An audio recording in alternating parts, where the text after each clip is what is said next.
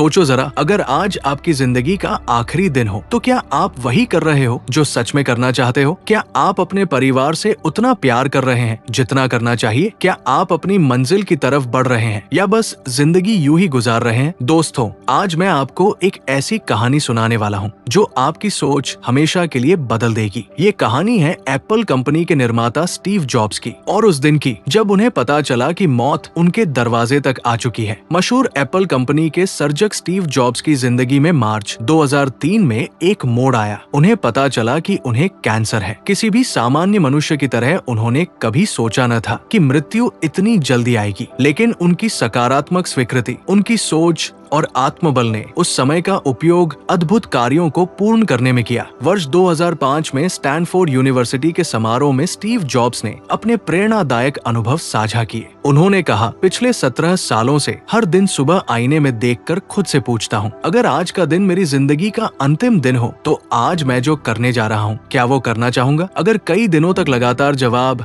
आता तो मुझे समझ आ जाता कि ऐसी कोई बात जरूर है जिसमें मुझे परिवर्तन की जरूरत है। मृत्यु को याद करना ही मेरे जीवन में सही निर्णय लेने में मदद की। लगभग सब कुछ, बाहरी अपेक्षाएं, गर्व और डर, ये सभी मृत्यु के सामने छिप जाते हैं। केवल वही बचता है जो वास्तव में महत्वपूर्ण होता है। शायद इसी समय की बदौलत आईफोन, आईपॉड, मैकबुक और पिक्सर जैसी 21वीं सदी के खास आविष्कारों का जन्म हुआ होगा। कई लोगों का एक सामान्य अनुभव ऐसा रहता है कि जब वे डेथलाइन नजदीक पाते हैं तो जीवन के प्रति उनके दृष्टिकोण, एकाग्रता और कार्यक्षमता में वृद्धि हो जाती है। जो लोग इस प्रकार का अनुभव कर चुके हैं वे कहते हैं कि अब बार बार सोचने अथवा और करने की जरूरत नहीं है, इसमें समय बर्बाद नहीं होता। अपनी दैनिक व्यस्तता में कभी कभी हमारी जिंदगी पटरी से उतर जाती है और तब ये स्पष्ट रूप से दिखाई नहीं देता कि हम क्या कर रहे हैं। ऐसे समय में ये घटना हमें झकझोर देती है कि हर रोज स्वस्थ जीवन में मृत्यु छिपी होती है। 15 जनवरी 2009 को यूएस एयरवेज की फ्लाइट न 1549 न्यूयॉर्क सिटी के लागार्डिया एयरपोर्ट से रवाना हुई। उड़ान भरने के तुरंत बाद ही पक्षियों से उसकी टक्कर हो गई। कैप्टन सलनबर्गर और फर्स्ट ऑफिसर जे हडसन नदी पर विमान की आपात लैंडिंग करवाने में कामयाब रहे। जब तक विमान पानी तक पहुंचता तब तक यात्रियों को लगने लगा था कि उनकी मौत तय है। इस अंतिम क्षण में जब मृत्यु का सामना करना पड़ा तो प्रत्येक यात्री के मन पर